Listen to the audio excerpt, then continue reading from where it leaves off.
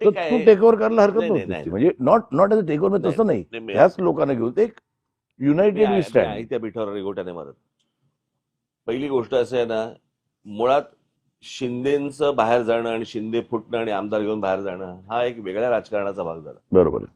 आणि मी शिवसेनेतनं बाहेर पडणं, हे काय, मी काय माझ्याकडे आले होते ना, आमदार खासदार सगळे आले होते, मला त्याच वेळेला शक्य होतं ना.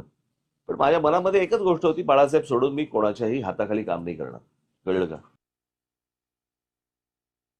मनसे आणि भाजप एकत्र येणं गरजेचं आहे. ते कसं आहे, ह्या सगळ्या परत मी तुम्हाला तेच सांगतो की मी जे महाराष्ट्राबद्दल किंवा मराठी माणसाबद्दल बोलू शकतो, करू शकतो आणि ज्या प्रकारचा सापळा तोडू शकतो, भारतीय जनता पक्षाबरोबर मी बरोबर येणं हे राजकीय होईल. कळलं का? परंतु सगळ्याच वेवलेंथ आमच्या जुळतील असं नाहीये. परंतु आता नाही राजकारणामध्ये वेवलेंथ नाही जुळणार. हं. राजकारणामध्ये कुठच्या कधी काय गोष्टी घडतील सांगता येत नाही. बरोबर आहे. कळलं का? म्हणजे उद्या आमचे हात जोडलेही जातील एकमेकांबरोबर शेक हँड म्हणून, किंवा समोरासमोर येऊन हात जोडलेही जातील. कल्पना नाही.